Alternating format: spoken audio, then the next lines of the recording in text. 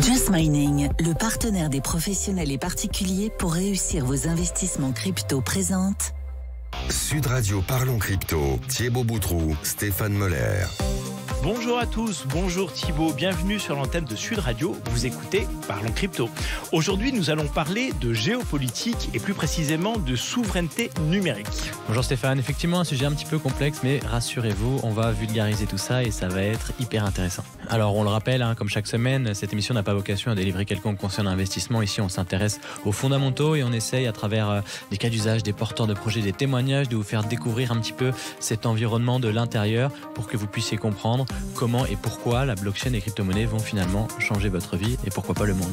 Alors ceci étant dit, Thibaut, cette semaine, à l'occasion de la sortie du rapport Europanova, nous allons parler de souveraineté numérique et de la place de la blockchain et des crypto-monnaies dans ces enjeux.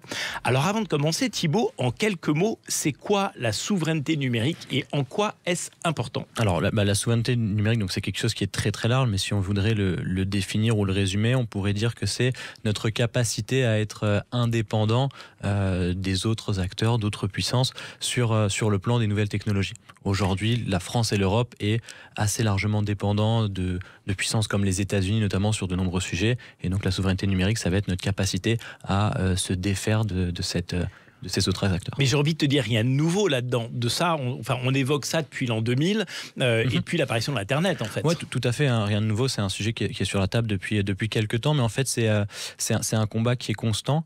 Et ce qui est intéressant, c'est qu'actuellement, on est en train d'entrer dans une nouvelle bataille qui se passe autour de la blockchain et des actifs numériques. Et cette bataille-là, mais pour nous, Français et Européens, elle est pas encore perdue. Rien n'est joué d'avance et on pourrait encore avoir un rôle stratégique à jouer.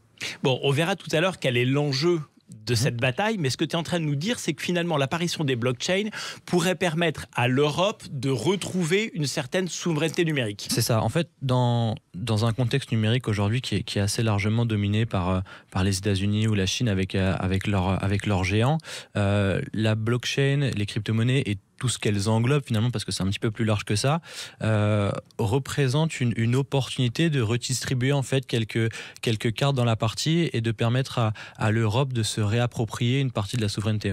Mais alors, à quel niveau, comment est-ce que ces technologies dont on parle peuvent nous permettre de retrouver cette souveraineté ? Alors, il y a beaucoup de sujets. Il y a un exemple qui va être, par exemple, de permettre de développer des acteurs performants sur le territoire plutôt que de laisser des Google ou des Amazon se développer ailleurs et être finalement dépendants d'eux.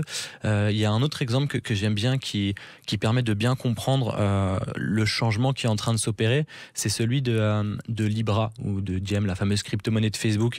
Alors, le sujet, c'est pas est-ce que le projet est bien ou pas, mais ce qui est intéressant de voir, c'est que un acteur privé qui est Facebook, à travers un outil technologique qui est les crypto-monnaies, a remis en cause certains principes de la souveraineté monétaire. Et là, ça montre qu'on est en train de passer dans une dimension où, ok, tous ces outils, tous ces enjeux de souveraineté numérique, il se passe quelque chose et c'est vraiment intéressant de se pencher sur ces sujets parce que ça va remettre en cause des choses qu'on pensait acquises. Bon, je crois que là, on est vraiment au cœur du sujet. On y reviendra tout à l'heure. C'est absolument passionnant, mais c'est aussi très intriguant et intéressant. Presque inquiétant de voir en fait à quel point ces technologies peuvent renverser les rapports de force en fait. Là, tu as bien résumé, c'est à la fois hyper fascinant et intéressant, c'est aussi à la fois hyper inquiétant parce qu'on entre dans quelque chose qu'on ne connaît pas. Toutes ces révolutions font naturellement peur au début, mais en tout cas, il faut s'y pencher. Aujourd'hui, ça devient nécessaire de prendre le sujet au sérieux. Just Mining, le partenaire des professionnels et particuliers pour réussir vos investissements crypto présente. Sud Radio Parlons Crypto, Thibaut Boutroux, Stéphane Moller.